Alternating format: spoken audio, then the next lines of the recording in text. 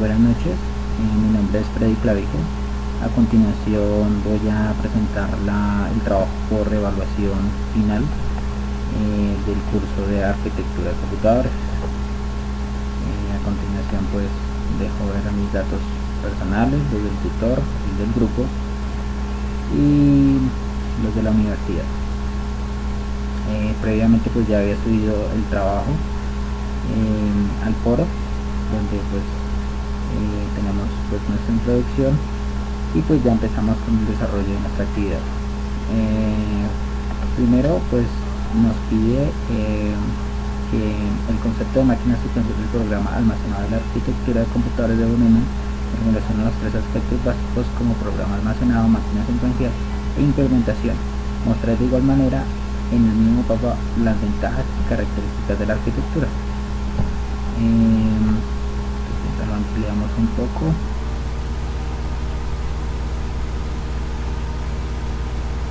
Ya. Bueno, primeramente pues hablemos un poco de von Neumann. Von Neumann fue un matemático húngaro estadounidense que realizó contribuciones fundamentales en varios campos de la ciencia, como lo puede ser la física cuántica, las ciencias de la computación obviamente, el análisis numérico, la cibernética y pues en general estos son como los más importantes. Además von Neumann fue reconocido por los aportes de las ciencias de la computación, ayudando pues al desarrollo del diseño lógico, de la programación. Además pues como lo estamos viendo, creó la arquitectura de los computadores actuales y propuso la adopción del bit como medida de memoria para los ordenadores.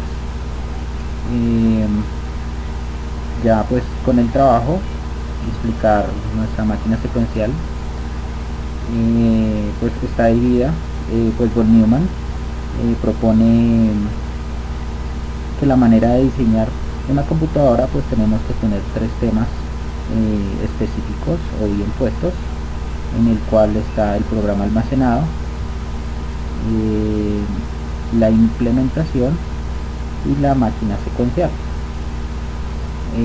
Pues para programa almacenado pues aquí vemos primero pues definición de instrucciones simples, que se puede programar tareas de cálculo de la máquina y puede ser en forma de una secuencia de instrucciones cargando para cargar la aplicación para cargar programas en la misma memoria donde se cargan datos.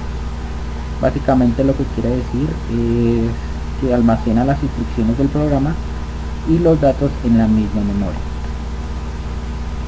Nuestra máquina secuencial, la segunda, después de haber pues pasado el programa almacenado, tras haber cargado el programa y los datos de memoria, con la ayuda de un secuenciador o dispositivo de control, la máquina realiza el programa ejecutando una a una las instrucciones desde la memoria.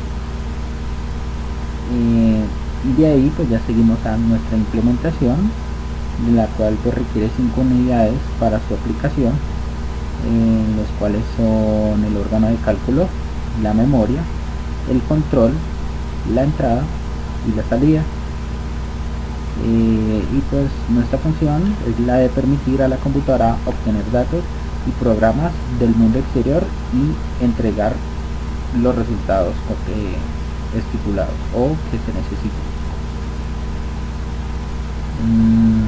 Bueno, ya había explicado el primer punto, iríamos a nuestro segundo, que es la evolución de los microprocesadores y principales fabricantes, teniendo en cuenta la evolución hasta la actualidad.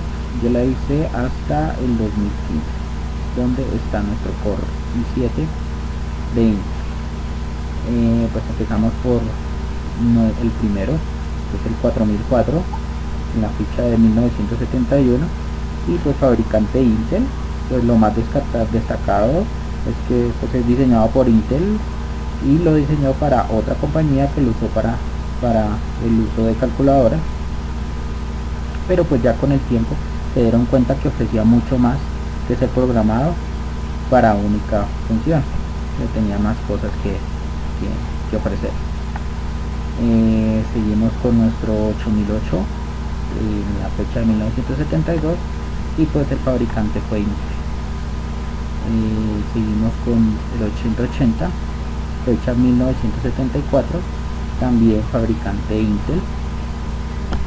Agrandemos un poquito de pronto para ver las imágenes de nuestros procesadores. Ya está bien.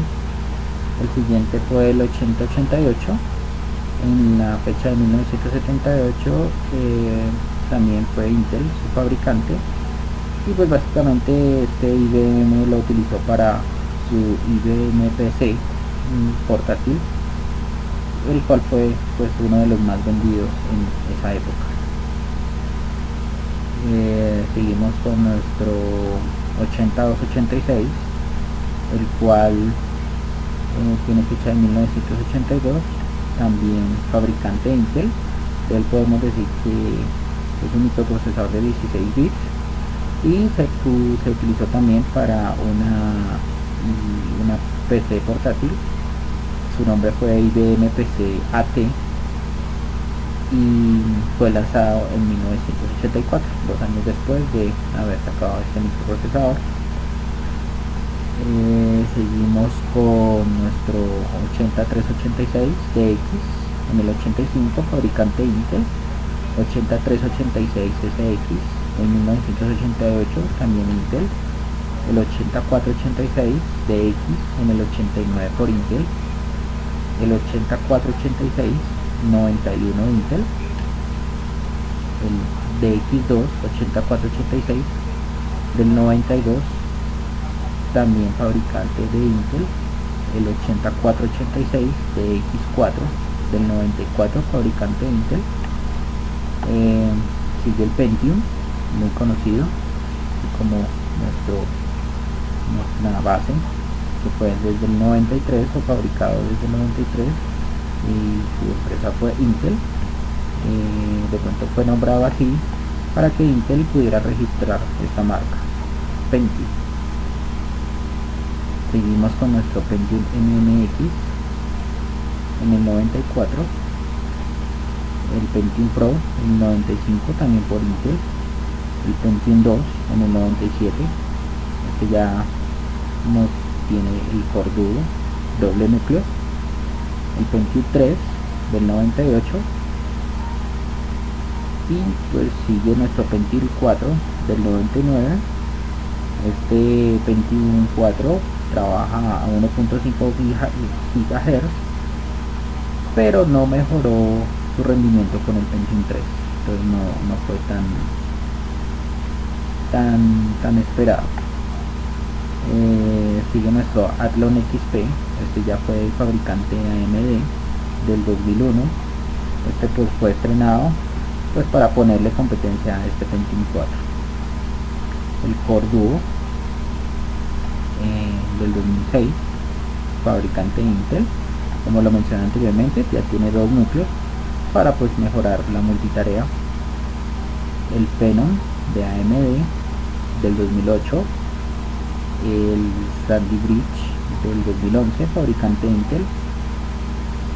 De AMD del 2015 el Serie A, y el Core i7 del 2015 de Intel, y pues ya este incorpora pues la generación de 4 núcleos. Seguimos con nuestro siguiente punto: enfoque funcional y estructural de una computadora basada en la arquitectura von Neumann, el cual pues ya tenemos un mapa conceptual donde básicamente toca temas del primer punto, la computadora von Neumann, que está compuesta por la unidad de proceso central, CPU, y nuestro dispositivo de entrada y salida. Nuestra CPU está encargada de pues controlar todo el sistema de un computador, y pues la podemos dividir en unidad de control, unidad aritmético-lógica. También está compuesta por memoria, buses, la memoria encargada de almacenar información digital, teniendo como gran principal la RDM, registro de direcciones, y nuestra RIM, registro de intercambio de memoria. Nuestros buses que están encargados de comunicar todos los datos entre sí, donde tenemos tres tipos: los buses de datos, los buses de instrucción y buses de control. Y por último, pues nuestros dispositivos de entrada y salida, obviamente para intercambiar información con el exterior. Y pues como ejemplos podemos tomar el monitor y el teclado. Seguimos con nuestros sistemas numéricos, donde nos pedía explicar el sistema decimal, el sistema binario, el sistema hexadecimal, y esos eran los tres sistemas: decimal, binario, hexadecimal. Nuestra conversión entre ellos: decimal, binario, hexadecimal, decimal, hexadecimal, binario. Y pues entre binario, la conversión las operaciones matemáticas básicas en base 2, binario, y operaciones lógicas de este sistema. Pues primeramente pues tenemos nuestro gráfico, en el cual dividimos los tres primeros: sistema hexadecimal, sistemas binarios y sistema decimal, de los cuales nos piden profundizar un poco más en los sistema binario, donde nos piden operaciones matemáticas y operaciones lógicas.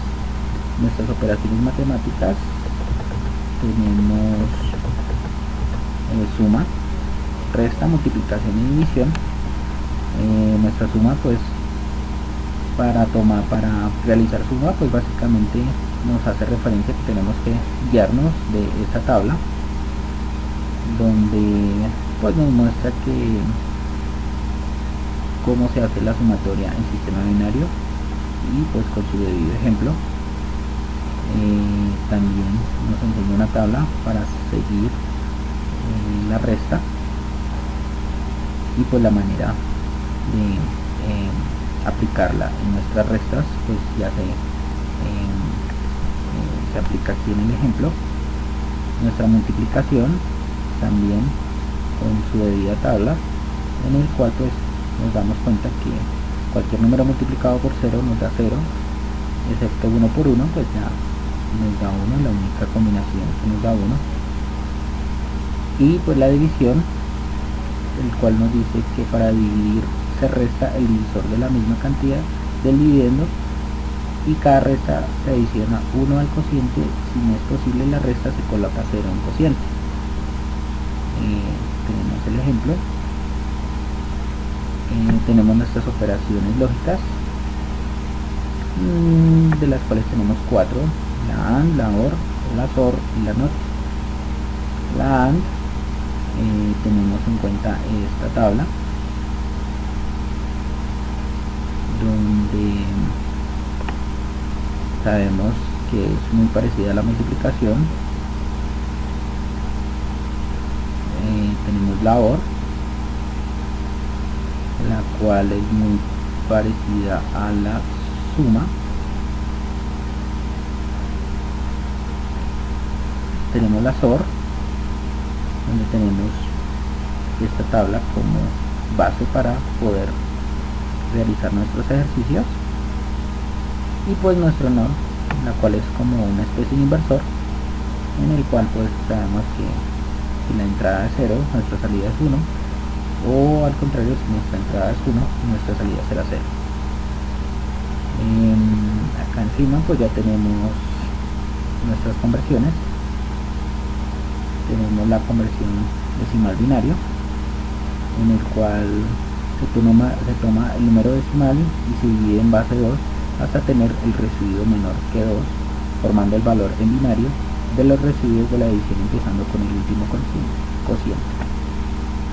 Ejemplo, pues ya sabemos que tenemos que pasar 28 a binario, y pues vamos dividiendo en base 2 cada resultado: 14, 7, 3, 1, y pues nuestro número en decimal se empieza desde el cociente y subiendo por cada uno de nuestros residuos.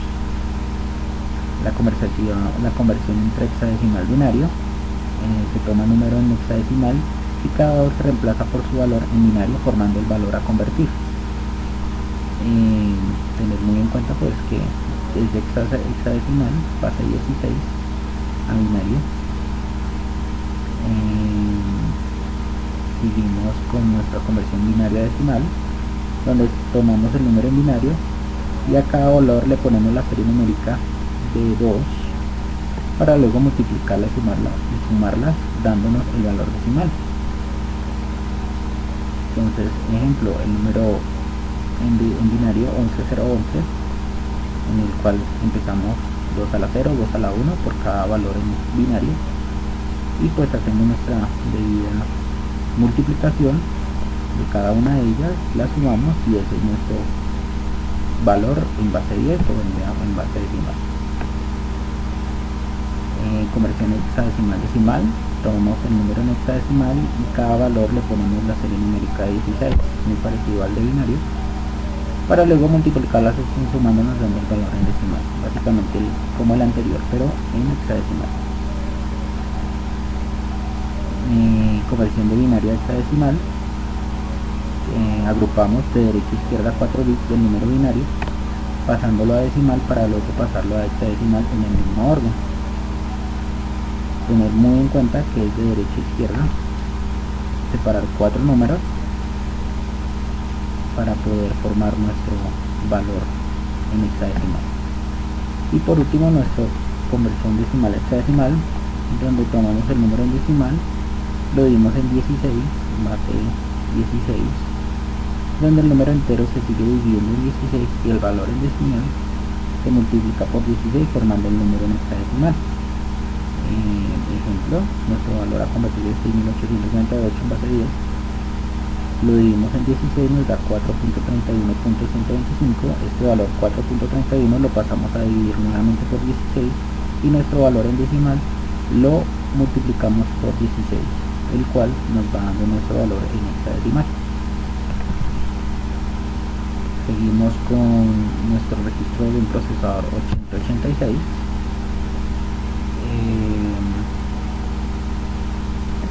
Tenemos en cuenta que, bueno, primero el procesador 8086 pues fue uno de los primeros microprocesadores diseñados por Intel de 16 bits y fue el inicio de la arquitectura x86. Este fue diseñado para trabajar con lenguajes de alto nivel para que los programas ocuparan un mínimo de espacio y se ejecutaran a gran velocidad. Pues de estos registros del procesador de 8086 sabemos que los registros son espacios físicos dentro del procesador y pues la capacidad de estos registros varía según el procesador y pues la función sería para controlar instrucciones y manejar el direccionamiento de memoria. Empezamos por nuestros registros de segmento. Este registro de segmento así que se divide la memoria en segmentos de 64 KB y pues nos sirve para codificar la dirección de inicio de cada segmento. Tenemos pues el registro CS, que es de segmento de código, el registro DS, que es segmento de datos, el registro SS, que es segmento de pila, el registro ES, que es segmento de extra, y por último nuestros dos registros, el FS y el GS, los cuales son segmentos adicionales. Tenemos nuestros registros apuntadores y pues tienen que ver con el registro SS que vimos anteriormente, o sea el segmento de pila, y pues nos permite acceder a los datos de este segmento de pila, de los cuales pues tenemos dos, el registro SP y el registro BP. Tenemos nuestro registro índice, el cual nos sirve para almacenar la posición de memoria de algún dato que se necesite para las instrucciones del programa. Tenemos en este registro, dentro del registro índice, el registro SI, el cual es índice fuente, y el registro BI, básico, el cual es índice de destino.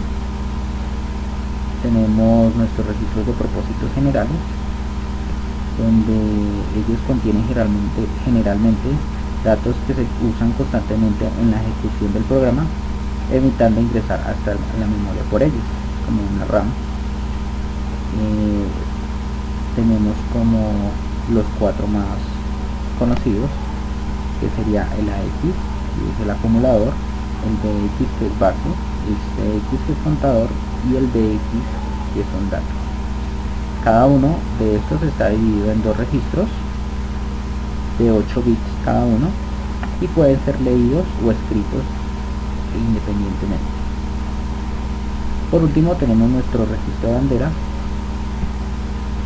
el cual pues es utilizado para indicar al programa condiciones que se generaron en la última operación que se realizó. Y pues tenemos estos como los que manejamos en nuestro registro de bandera, el cual son el logo OF, que es desbordamiento, el DF de dirección, el IF, que es interrupción, el TF, que es trampa, el CF, que es signo, el ZF, que es cero, el AF, que es acarreo auxiliar, el PF, que es paridad, y el CF, que es acarreo. Seguimos por nuestro último ejercicio, el cual es los progresos y avances de la tecnología de semiconductores en relación a los microprocesadores de tipo SIX y RISC. Lo que nos pidió en esta actividad fue hacer un cuadro comparativo con los progresos y avances de la tecnología de cada uno, donde pues tenemos los inicios de los dos. Del SIX, la industria de los ordenadores optó por el aumento de prestaciones, pero aumentó la complejidad de las instrucciones. En cambio el RISC en los 80 se creó una máquina capaz de mayores velocidades de ejecución, pero con menores velocidades de reloj y menores esfuerzos de diseño. Ahí vemos de pronto las diferentes opciones, la complejidad de instrucciones del SIX y los menores esfuerzos de diseño del RISC. Entre las características del SIX tenemos que usa memoria de microprograma, instrucciones multiciclo, arquitectura memoria-memoria, instrucciones largas y códigos con menos líneas. En cambio nuestro semiconductor RISC o microprocesador RISC equipa las instrucciones directamente al hardware, tiene instrucciones de único ciclo, no como las del SIX que son multiciclo, tiene arquitectura registro y pues a diferencia del otro tiene instrucciones cortas y código con más líneas. Las aplicaciones en SIX es usada pues para ambientes donde haya red, y la RISC está empleada para computadores del hogar. En cuanto a la permanencia en la industria, el SIX, los fabricantes de procesadores han seguido aumentando el rendimiento y han conseguido mantener los precios bajos. De pronto pues tomando en cuenta la diferencia entre los dos, la mayoría de empresas y diseñadores se quedan con el RISC porque pues digámoslo así es la innovación, pero pues el SIX se sigue manteniendo y pues la industria también trata de hacer sus pequeños avances para que pues estos microprocesadores no se nos queden. En cambio pues para el RISC han aumentado las aplicaciones en las que ha mejorado su desempeño con esta tecnología, como lo venía diciendo, y pues a pesar de que la compatibilidad en el hardware y el software, obviamente pues como venían de pronto de un antes, venían con cierta compatibilidad que sí tiene el SIX, y pues que el RISC es un poco difícil de obtener ya que es una tecnología nueva. Tenemos nuestros microprocesadores utilizados para cada tecnología, de los que nombramos anteriormente. Tenemos el 8086, el 8088, el 8286, el 8386 y el 8486, anteriormente los había explicado. Y el Motorola, el 68000, 68010, 68020, 030 y 6840. En cuanto al RIX, MPLS, tecnología de IBM Power, el Spark y el Ultra Spark, y PowerPC de Motorola e IBM. Ya pues dejo las conclusiones. Como les decía, ya estaban escritas en el anterior programa, en el foro de nuestro trabajo, y pues nuestra bibliografía utilizada para el trabajo. Con esto pues doy por terminada la explicación del trabajo final. Espero que sea de su agrado y pues nos estaremos comunicando más adelante. Muchas gracias.